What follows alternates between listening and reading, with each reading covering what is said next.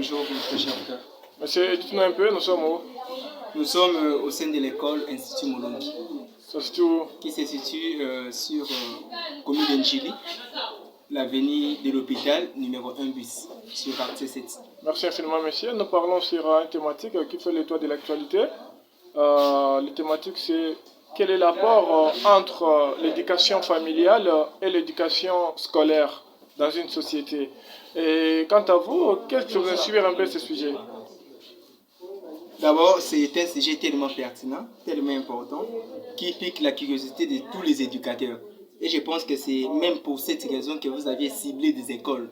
Parce que c'est là où vous aurez des réponses tellement valables, viables et fiables. Alors, sur ce sujet, sur cet apport, la famille a une grande importance du rôle qu'elle doit plutôt jouer dans une société.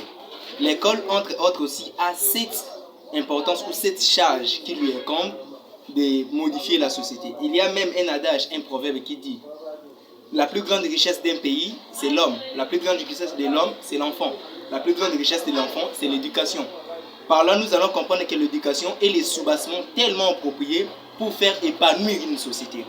Si la famille et l'école marchent dans une symbiose, dans une collégialité d'idées, vous allez voir que la société va avancer plus loin. La société va avoir des pistes et des solutions tellement rapides. Mais ce qui fait défaut dans certaines sociétés, la famille et l'école n'ont pas vraiment un même esprit. Alors, raison pour laquelle nous étions vraiment, ou nous sommes aussi intéressés sur ces sujets ou ces problématiques qui est entre les liens, qui est entre la famille et l'éducation, donc l'école.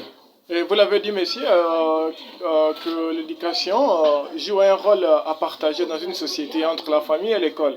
Alors maintenant, nous voulons un peu savoir, aujourd'hui nous remarquons très bien qu'il y a eu des enfants parfois qui ont eu à passer par les bancs de l'école, qui viennent dans de bonnes familles où il y a eu une bonne éducation, mais à la fin on retrouve très bien que ces enfants ne sont pas du tout d'exemple dans les sociétés, en donnant l'exemple des cas des enfants qu'on retrouve aujourd'hui des inciviques, des Koulouna, ainsi de suite. Pour cela, vous pouvez dire quoi?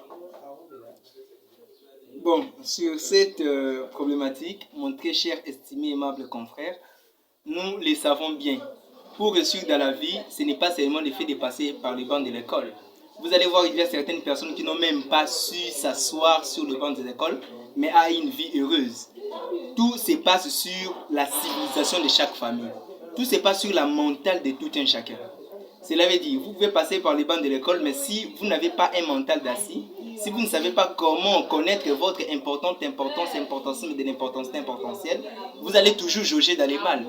Mais une personne qui connaît bien son importance, qui maîtrise son importance et qui connaît qu'est-ce qu'il doit faire, c'est comme le Socrate dit: connais-toi toi-même, écoute la divinité qui te parle à la conscience. Si toi-même tu ne te connais pas, quelle que soit la famille, quelle que soit l'éducation qu'on te donnera, ça ne servira à rien.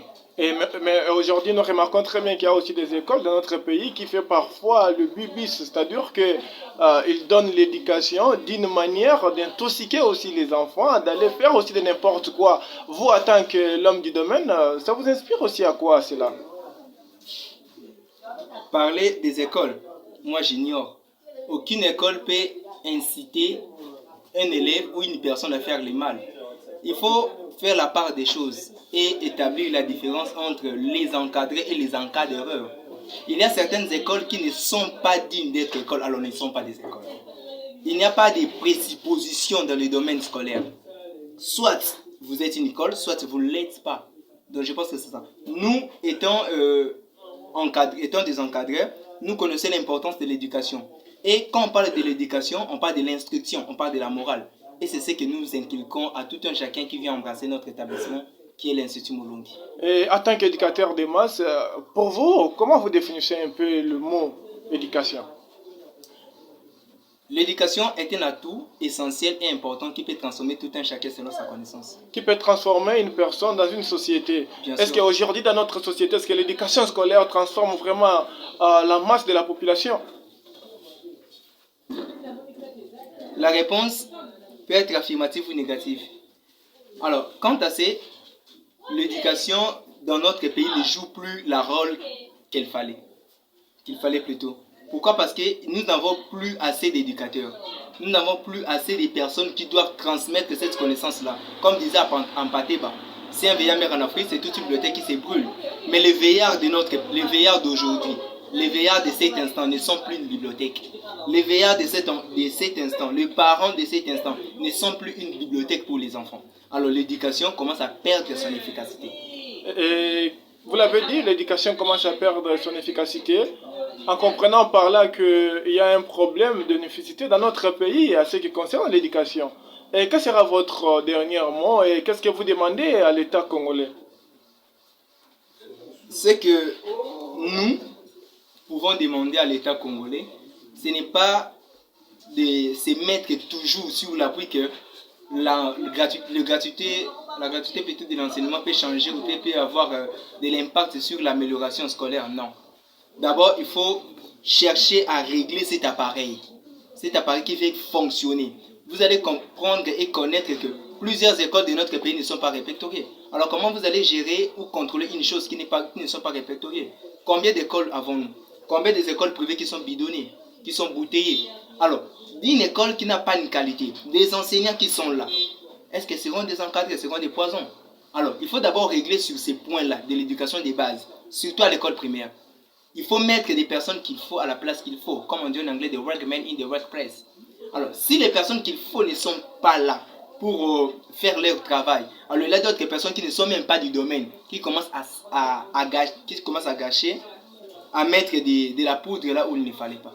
Merci beaucoup, monsieur. Merci, à vous autant.